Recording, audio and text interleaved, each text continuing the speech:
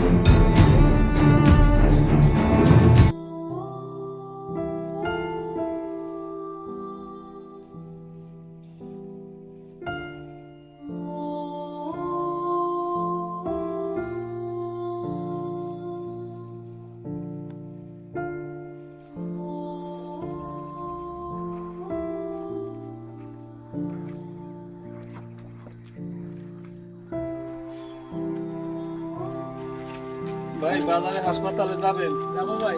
কত ভাই? ভাই 600 টাকা লাগবে ভাই, যদি পারেন তার সাথে অন্য রাস্তা নেন। ভাই আমার ছেলেটা স্কুলে ছিল, স্কুলের উপরে বিমান পড়িয়া দেখেন না কিভাবে বিধ্বস্ত হয়ে গেছে। ভাই একটু চলেন ভাই, আমার কাছে 40 টাকা আছে ভাই, আমার নিয়ে চলেন। ভাই 600 টাকা নিচে আমি পারবো না, আপনি অন্য করে দেখেন। আরে আমার বাবাটাকে বোধহয় আর বাঁচাতে পারলাম। তবে আমরা মানুষ হিসাবে জন্ম নিলেও মানুষত্বের ছিটে ফোটাও নেই। আছে শুধু লোভ, লালসা, হিংসা, প্রতিহিংসা। আছে শুধু অসহায় মানুষদের সুযোগ নিয়ে নিজের পকেট ভারী করা, বিপদে মানুষদের সেবা না করে দাঁড়িয়ে দাঁড়িয়ে তামাশা দেখা। এটাই হচ্ছে মানুষের ভিতরে থাকা মানুষত্ব।